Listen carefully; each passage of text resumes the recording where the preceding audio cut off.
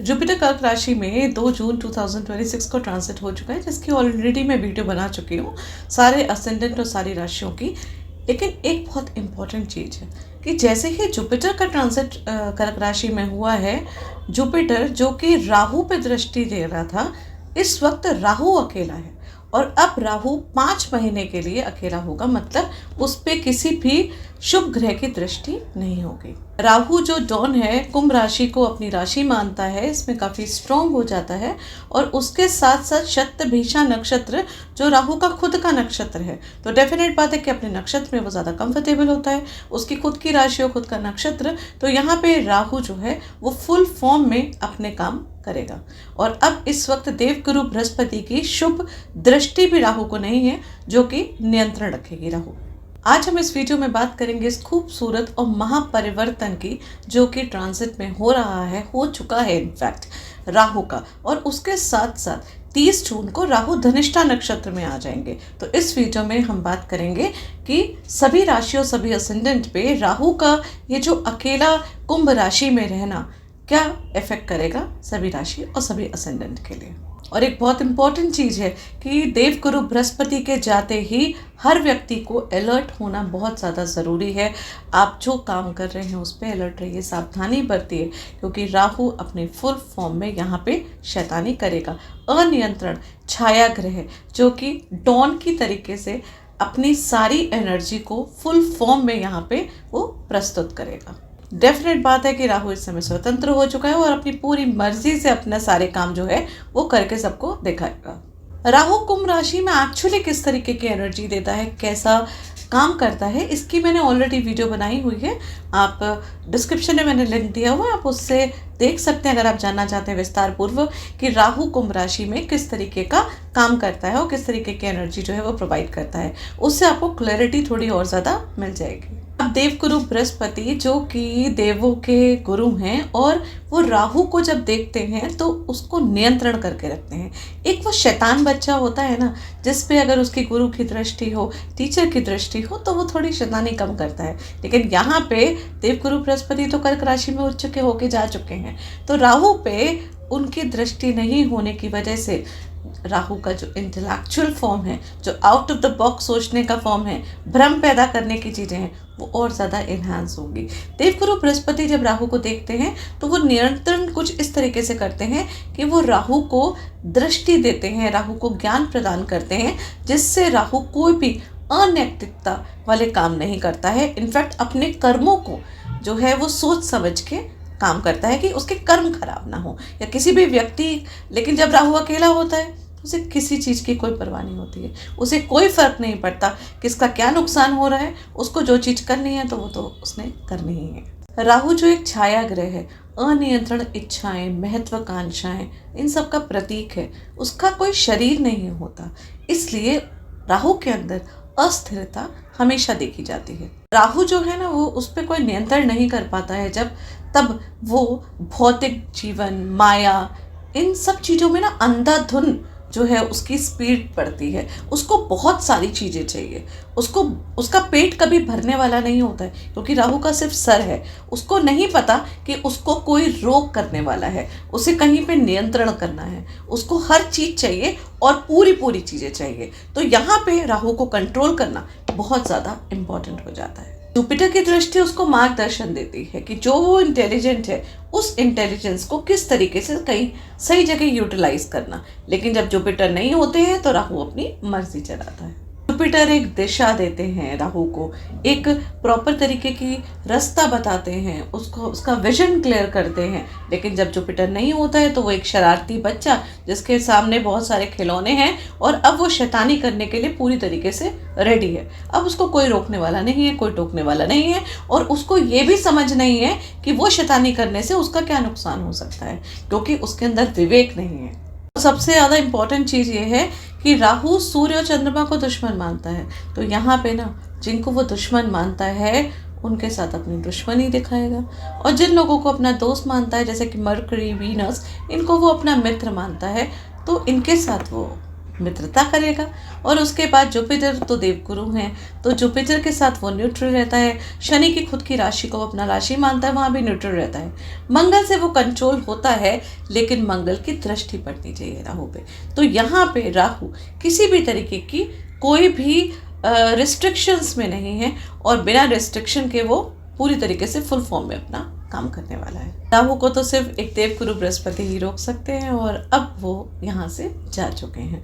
तो ये जो 5 महीने हैं, बहुत ज़्यादा अलर्ट होने की रिक्वायरमेंट है हर किसी को। जब देवगुरु बृहस्पति एक साथ होते हैं राहु के, या राहु पे दृष्टि करते हैं, तो गुरु चांडाल योग बनता है। ये भी एक बहुत पावरफुल योग है। यहाँ पे राहु की इंटेलिजेंस और जुपिटर की विवेक जो है, दोनों चीज़ें मैच करती हैं, और Rahu out of the box सोचने वाला व्यक्ति काफ़ी बड़े बड़े इन्वेंशंस करता है, बहुत हाई पॉजिटिव चीज़ें करता है। लेकिन वो जब कोई चीज़ करता है तो वहाँ पे ये नियंत्रण उसका रहता है कि किसी का नुकसान ना हो। लेकिन इस समय राहु हर वो चीज़ करेगा जिस चीज़ में वो निपुण है, और उसको कोई फर्क नहीं पड़ता कि आपका क्या नुकसान हो रहा है। ये वो लोग ज़्यादा अच्छी तरीके से समझ सकते हैं जिनका राहु लगन में है, या जिनका राहु धनिष्ठा नक्षत्र में है, शतभिषा नक्षत्र में है, और अगर वो लगन में है तो वो डबल काम करता है।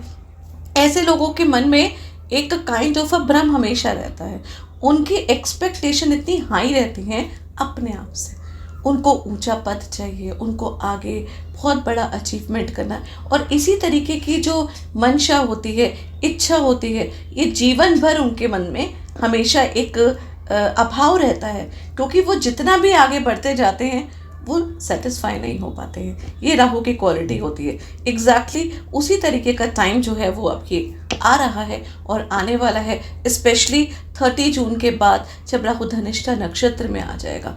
वहाँ पे भी राहु कुछ इसी तरीके की एनर्जी हम सबकी लाइफ में लेकर आ रहा है। राहु जो बड़े बड़े देवताओं की, भगवान की, सबकी आंखों में धूल झोंक सकता है। समुद्र मंथन की कहानी में आपने सुना ही होगा, जब वो अमृत पान करने के लिए देवताओं की श्रेणी में जाके खड़ा हो गया, तो फिर मैं और आप, हम लोग क्या चीज़ हैं। तो राहु से बहुत ज़्यादा संभल के रहने की ज़रूरत है। उस एनर्जी को हमें अपने आप में बहुत ज़्यादा कंट्रोल करने की रिक्वायरमेंट है, स्पेशली कुंभ राशि और कुंभ असेंडेंट वालों के लिए, जिनके लगन में राहु आके बैठा हुआ है। क्योंकि राहु यहाँ पे अकेला आ चुका है लगन में, अंधाधुंध काम करेगा। पॉजिटिव भी होगा, ऐसी बात नहीं है कि वो नेगेटिव होगा, बस आपको थोड़ा सा उसको कंट्रोल करके अपने आप को 10 बार सोच के कोई भी काम करना है। इस चीज़ का आपको ध्यान बहुत ज़्यादा रखने की रिक्वायरमेंट है। अब एक तो राहु देव अकेले हैं, उसके बाद 30 जून को वो आ जाएंगे धनिष्ठा नक्षत्र में। धनिष्ठा नक्षत्र मंगल का नक्षत्र है, और धनिष्ठा का मतलब ही होता है धन ही जिसका इष्ट है। तो राहु को ये लाइन बहुत ज़्यादा सूट करती है। राहु को बहुत सारा धन चाहिए, राहु को बहुत सारी चीज़ें चाहिए। तो धनिष्ठा नक्षत्र में राहु जो है वो और ज़्यादा स्ट्रांग होके काम करता है। अब धनिष्ठा नक्षत्र के स्वामी तो मंगल देव हैं, लेकिन मंगल देव की क्योंकि दृष्टि राहु पे नहीं पड़ रही है, तो जब तक उनकी दृष्टि नहीं पड़ेगी तो राहु तो कंट्रोल नहीं होने वाले हैं, और राहु यहाँ पे धनिष्ठा नक्षत्र में फुल फॉर्म में अपना काम करेंगे। मैंने ना धनिष्ठा नक्षत्र की भी वीडियो बनाई हुई है। अगर आप धनिष्ठा नक्षत्र को विस्तार पूर्वक जानना चाहते हैं, आप जानना चाहते हैं कि धनिष्ठा नक्षत्र वालों की क्या एनर्जी होती है, तो डिस्क्रिप्शन में लिंक दिया हुआ है, आप वहां से उस वीडियो को देख सकते हैं। धनिष्ठा नक्षत्र जो है वो वेल्थ का नक्षत्र है, धन का नक्षत्र है। लेकिन धन का मतलब सिर्फ पैसा ही नहीं है।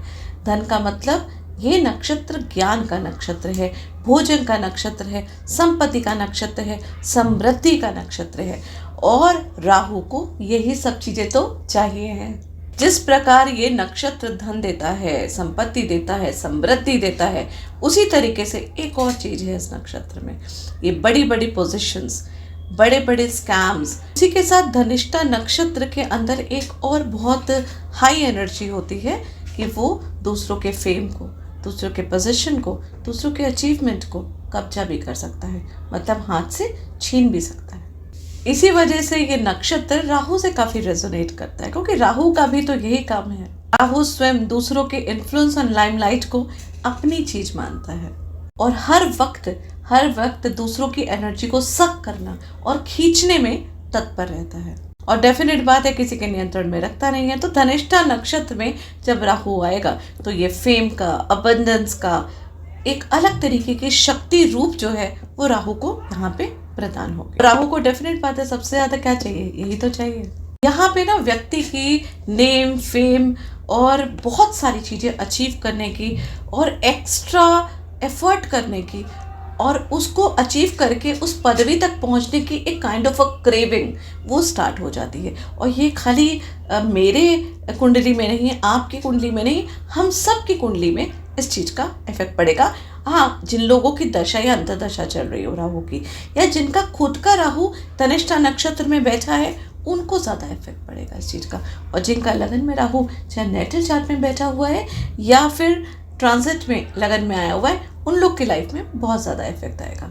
एक और चीज़ है कि राहु रेट्रो चलता है, तो रेट्रो मतलब कि वक्री, पीछे की तरफ जाता है। तो राहु इस समय धनिष्ठा नक्षत्र में जब आएगा 30 जून को, तो यहाँ पे फाइनली रहेगा और इसके बाद वो मकर राशि में 2026 5 दिसंबर को चला जाएगा। फाइनली वो फिर कुंभ राशि को छोड़ देगा। तो अभी वो कुंभ राशि की धनिष्ठा नक्षत्र की एनर्जी देगा, उसके बाद धनिष्ठा नक्षत्र की एनर्जी आगे भी रहेगी, लेकिन वो फिर मकर राशि की रहेगी।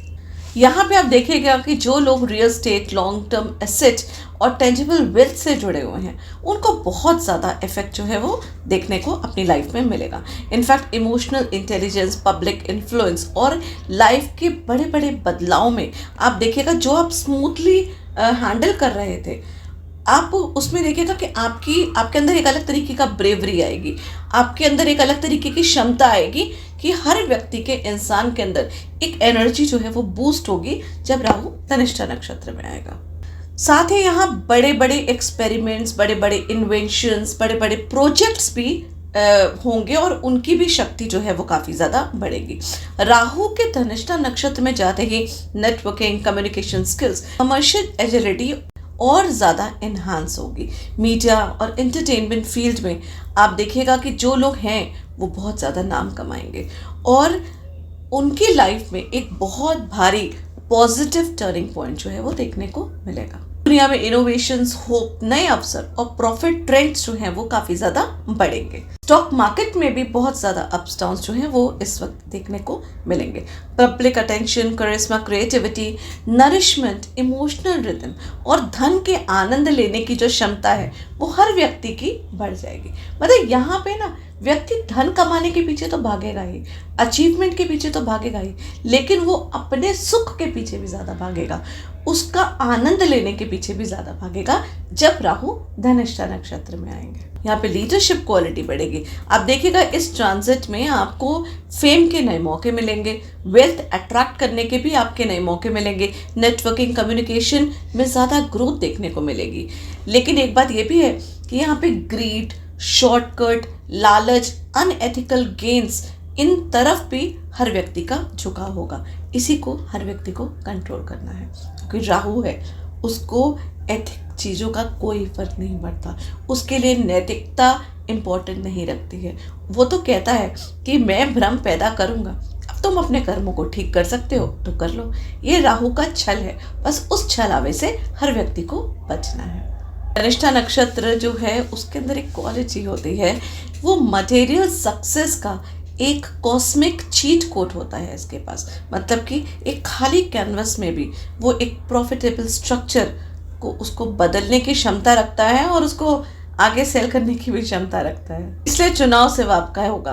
अगर आप नैतिकता से इस एनर्जी को यूज करेंगे तो ये ट्रांजिट लंबी अवधि की सफलता और समृद्धि आपको दे सकता है। लेकिन वहीं अगर राहु के भ्रम में और लालच में आप पड़ जाएंगे, गलत रास्ता चुनेंगे, कार्मिक कंसिक्वेंसेस भी देखने को मिल सकते हैं और फिर आपको बाद में दिक्कत होगी जब राहु ट्रांजिट कर जाएगा मकर राशि में, जो कि कर्मों की राशि है। अब क्रांतिकारी माया जाल बिछाने वाला राहु जब अकेला होगा तो आप सबकी कुंडली में, हर राशि में, हर असेंडेंट में क्या प्रभाव देगा, और ये पूरा टाइम जब तक राहु कुंभ राशि में है तब तक क्या हम लोग की लाइफ में इफेक्ट पड़ेगा।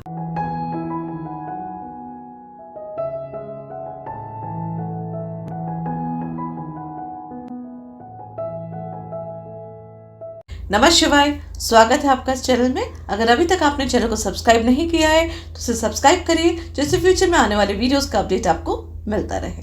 कैप्रिकॉर्न राशि, कैप्रिकॉर्न असेंडेंट, मकर राशि, मकर असेंडेंट, आप लोग के लिए राहु का ये गोचर आपके दूसरे भाव में है।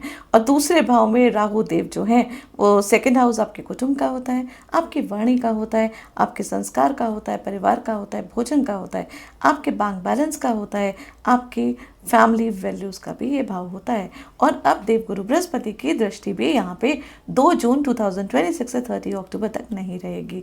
तो जुपिटर के ट्रांजिट के बाद राहु यहाँ पे अकेले रहेंगे।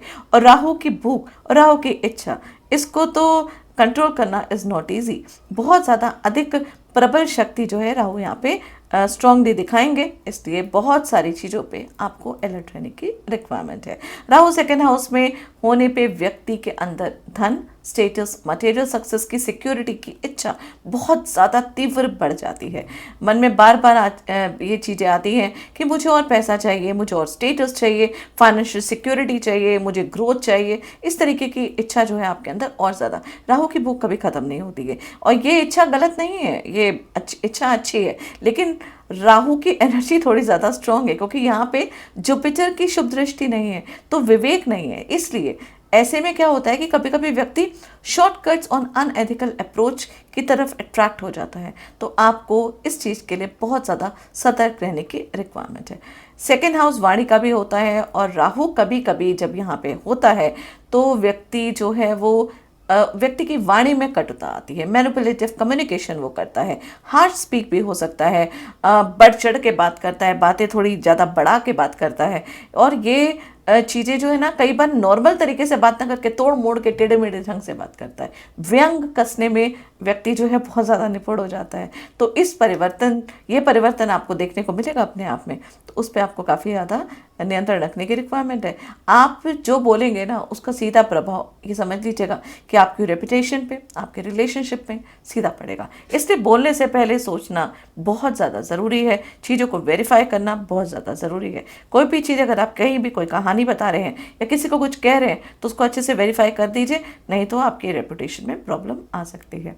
सेकेंड हाउस जो है भोजन का भी होता है, और यहाँ पे राहु जो है वो अचानक एक तरीके से आपको क्रेविंग जो है वो इंक्रीज करेगा। जंक फूड खाने की क्रेविंग कर सकता है, ओवर ईटिंग की कर सकता है, इरेगुलर ईटिंग हैबिट्स आपकी बढ़ सकती हैं। और ड्रिंक करना, अगर आप स्मोक करते हैं, ड्रिंक करते हैं, तो उन सब चीज़ों की भी हैबिट थोड़ा ज़्यादा यहाँ पे हाई हो जाती है। मोस्टली यहाँ पे पैटर्न्स जो है ना आपके खाने पीने के, वो चेंज होने को आप खुद महसूस करेंगे, तो उसको आप थोड़ा सा नियंत्रण करने की रिक्वायरमेंट है आपके लिए। क्योंकि देखिए, राहु जब यहाँ पे रहता है तो वो मोस्टली सात्विक भोजन को आपको नहीं खाने देता है।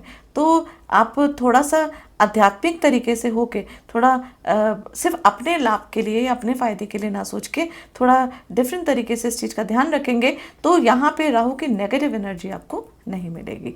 राहु है ना एक बहुत ही क्या कहते हैं, कह सकते हैं कि एक शैतान बच्चा है राहु, जो कि बच्चा तो नहीं है डेफिनेटली राहु, लेकिन बहुत ज़्यादा शैतान प्लैनेट है जो बहुत ज़्यादा शरारती है, और वो यहाँ पे अपनी फुल एनर्जी में है।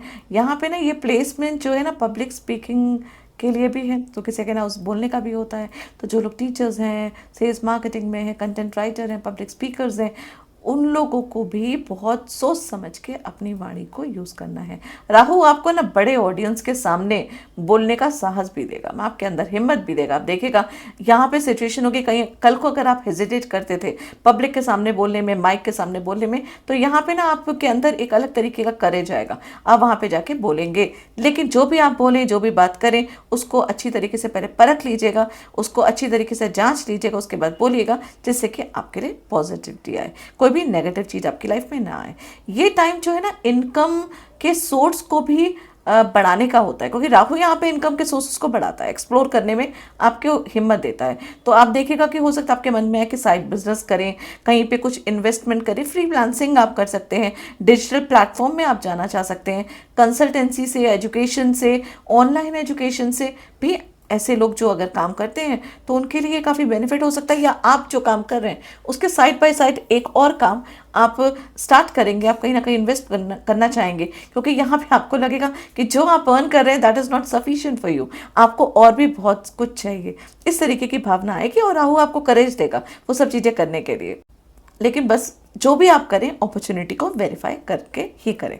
फैमिली मैटर्स में अगर बोले तो दूसरे भाव में राहु जो है ना वो आर्ग्यूमेंट्स भी देता है, तो फाइनेंशियल डिसएग्रीमेंट्स भी देता है। हो सकता है फाइनेंशियली फैमिली में फाइनेंशियली आर्ग्यूमेंट्स हो सकते हैं, मतलब कि कुछ ना कुछ पैसों से रिलेटेड हो सकता है, कम्युनिकेशन गैप हो सकता है, इन सब चीज़ों की संभावना है। तो वहाँ पे आपको नियंत्रण रखने की ज़रूरत है। कभी कभी सिर्फ बोलने के तरीके से ही वाद विवाद हो जाता है, तो यहाँ पे आपका बोलने का तरीका थोड़ा सा तो चेंज होगा ही, इसलिए अपने आप में पेशेंस रखें। और डिप्लोमेसी बहुत ज़्यादा ज़रूरी है। यहाँ पे आप थोड़ा डिप्लोमेटिक वे में अगर आप बात करेंगे तो चीज़ें जो है वो नेगेटिव नहीं होंगी। अब ज्योतिष के अनुसार सेकंड हाउस जो है 7th हाउस का अष्टम भाव भी माना जाता है, इसलिए कई बार है ना मैरिज में बड़े बड़े ट्रांसफॉर्मेशन हो जाते हैं। कई बार ऐसा भी होता है कि अगर आपकी कुंडली में कुछ और प्लैनेटरी पोजीशंस पॉजिटिव नहीं है और राहु आपकी कुंडली में सही नहीं बैठा हुआ है, तो यहाँ पे फैमिली में सेपरेशन भी होने की संभावना है। या हो सकता है कि आप कहीं और चले जाएं, या कुछ ना कुछ आपका काम कुछ ऐसा हो जाए कि आपकी पोस्ट हो जाए, मतलब कहीं ना कहीं थोड़ी दूरी फैमिली से होने की संभावना हो जाती है। यहाँ पे थोड़ा एडजस्टमेंट में प्रॉब्लम होती है, तो इसके लिए बहुत ज़्यादा इम्पॉर्टेंट है कि चीज़ों को ट्रांसपेरेंसी में रखें और अपने आप को, अपनी वाणी पे चीज़ों को कंट्रोल करें, अपने पे ट्रस्ट करें, अपनी फैमिली के लोगों पे ट्रस्ट करें। किसी भी तरीके का भ्रम जो है अपनी फैमिली के अगेंस्ट मत पालें। राहु कभी कभी इल्यूजन भी क्रिएट करता है, जो कि फोबिया तो उसका काम ही है करने का। तो ऐसे में कई बार होता है कि आपको कोई बहुत लग्जरी चीज़ बहुत सस्ते दाम में मिल रही है और आपका दिमाग में आएगा, हो ये तो प्रॉफिटेबल है, मैं इसको ले लेता हूँ, ये एक अच्छी डील है। लेकिन उन सब चीज़ों से आपको यहाँ पे बहुत ज़्यादा बचने की रिक्वायरमेंट है, और अगर आप कर भी रहे हैं तो अच्छी तरीके से वेरिफिकेशन करने के बाद ही उसको करें। यहाँ पे आपसे कोई गलत चीज़, कोई नकली प्रोडक्ट्स भी आपको बेच सकता है, कोई मिसलीडिंग भी आपके साथ कर सकता है। उन सब चीज़ों से आपको बचना है। आप किसी के फ्रेम में ना आए, किसी नेगेटिव फ्रेम में, उससे आपको बहुत ज़्यादा बचने की रिक्वायरमेंट है। अगर आप कोई इस तरीके का सेल्स और मार्केटिंग का काम करते हैं तो स्पेशली आपको बहुत ज़्यादा बचने की ज़रूरत है। यहाँ पे फ्रॉड केसेस भी आपके साथ होने की संभावना है, इसलिए बिल्कुल भी जंप मत करिए किसी भी चीज़ में। ये प्लेस है ना आपको एक एक्स्ट्रा ऑर्डिनरी डिटर्मिनेशन भी देता है। आप है ना किसी गोल के प्रति इतने ज़्यादा फोकस्ड हो सकते हैं कि दूसरे लोग के बीच में आप जो है ना, मतलब अगर कुछ भीड़ के साथ आप चल रहे हैं तो आप उनसे थोड़ा दूर निकल जाएंगे। आपको अपने काम में इतना ज़्यादा फोकस रहेगा, आपकी डेडिकेशन इतनी ज़्यादा हाई रहेगी, और जिससे वेल्थ क्रिएशन भी होगा, आपके स्किल्स जो हैं वो बिल्ड भी होंगे, कम्युनिकेशन में आप मास्टरी भी करेंगे, बिजनेस डेवलपमेंट भी होगा। लेकिन बस क्या करना है, अपने ऊर्जा का, जो राहु की पॉजिटिव ऊर्जा है, उसका सही उपयोग करना है। मकर राशि के लिए जब धनिष्ठा नक्षत्र में राहु देव आएंगे, अभी ये तो मैंने बताया जो कि 30 तारीख तक होगा, उसके बाद धनिष्ठा नक्षत्र में जो कि मंगल का नक्षत्र है, तो ये जो प्लेसमेंट है, धनिष्ठा मतलब धन ही जिसका इष्ट है, यहाँ पे फाइनेंशियल ग्रोथ जो है ये तो डेफिनेटली आपको होनी ही होनी है। तो जो भी प्लानिंग आप करें, जो भी चीज़ें आप करें, आप देखिएगा सेकेंड हाउस वेल्थ एक्युमुलेशन का, सेविंग का, एसेट का, फैमिली वेल्थ का, आपकी बातों का, इन सब चीज़ों का जो हाउस होता है धनिष्ठा नक्षत्र समृद्धि प्रदान करता है। इसलिए यहाँ पे ना फाइनेंशियल सेक्टर को बहुत ज़्यादा स्ट्रॉन्गली क्रिएट करेगा। तो अब देखिएगा आपका ध्यान जो है ना पैसे को कमाने में, पैसे को डबल करने में, जो पेंडिंग पेमेंट्स उसको निपटाने में, आपका इन सब चीज़ों पे ध्यान जो है वो ज़्यादा आना शुरू हो जाएगा। और आप देखिएगा कि आप अपने आप में, अपनी लाइफ में उसमें मूवमेंट भी देखेंगे पॉजिटिव तरीके से, मतलब पॉजिटिव तरफ से आपकी मूवमेंट होगी उधर। राहु ट्रेडिशनल रास्तों से ज़्यादा अनकन्वेंशनल अपॉर्चुनिटीज़ भी देता है, इसलिए मैंने बोला जैसे कि आप साइड इनकम वगैरह जो है वो यहाँ पे हो सकता है कि आप स्टार्ट करें, कुछ ना कुछ, कहीं ना कहीं कुछ इन्वेस्टमेंट करें, या तो सोशल मीडिया से रिलेटेड कुछ, या कोई कोचिंग क्लास आप स्टार्ट करें, मतलब कुछ ना कुछ आप ऐसा कुछ करेंगे जो आपके एक्चुअल जो काम है उसके साथ एक और एडिशनल वेल्थ आपकी लाइफ में जो है वो इनकम स्ट्रीम आपकी बढ़ सकती है, ज्वाइन हो सकती है। अचानक कोई आइडिया भी आपके दिमाग में आ सकता है जो कि आपके फ्यूचर को स्ट्रॉन्ग कर सकता है। बस सोचिए और समझिए और उसके बाद आप स्टेप लीजिए, तो चीज़ें जो हैं वो पॉजिटिव रहेंगी। ये ट्रांजिट आपके अंदर एक ऑब्सेशन क्रिएट करेगा, मुझे फाइनेंशियली सिक्योर बनना है, मुझे बहुत सारा पैसा चाहिए, मैं अपना कुछ एम्पायर बिल्ड करना चाहता हूँ। तो एक अलग तरीके का करेज जो है वो आपके अंदर आएगा। आप अपने फिनेंसेस को लेके पहले से ज़्यादा सीरियस हो जाएंगे। यहाँ पे आपका फोकस पूरा ये रहेगा कि आप अपने पैसों को किस तरीके से कैलकुलेट करके कैसे खर्चा कर रहे हैं। तो जो बिजनेस में है, अपने आप को कोई ब्रांड, किसी ब्रांड में है या, तो ये उनके लिए भी बहुत प्रोडक्टिव टाइम रहेगा, बहुत अच्छा टाइम रहेगा। बस आपको अपनी स्पीच पे थोड़ा ध्यान रखना है।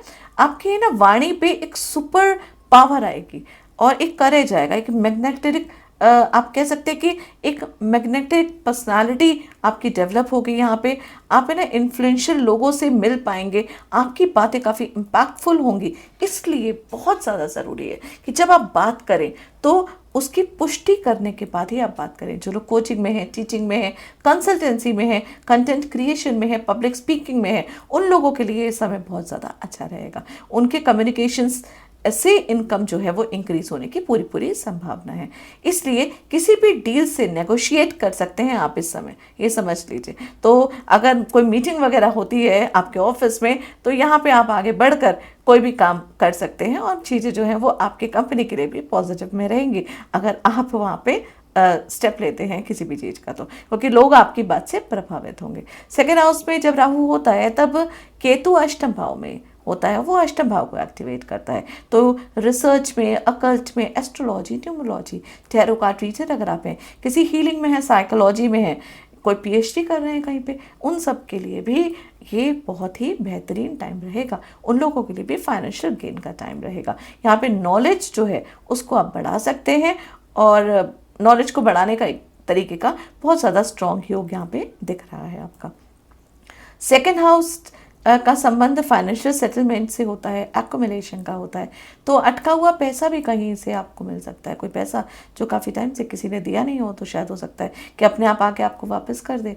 और कोई इशू चल रहा है बहुत लंबे टाइम से, तो यहाँ पे सेटलमेंट हो जाए। ये भी चीज़ें आपके हो सकती हैं, आपके फेवर में हो सकती हैं।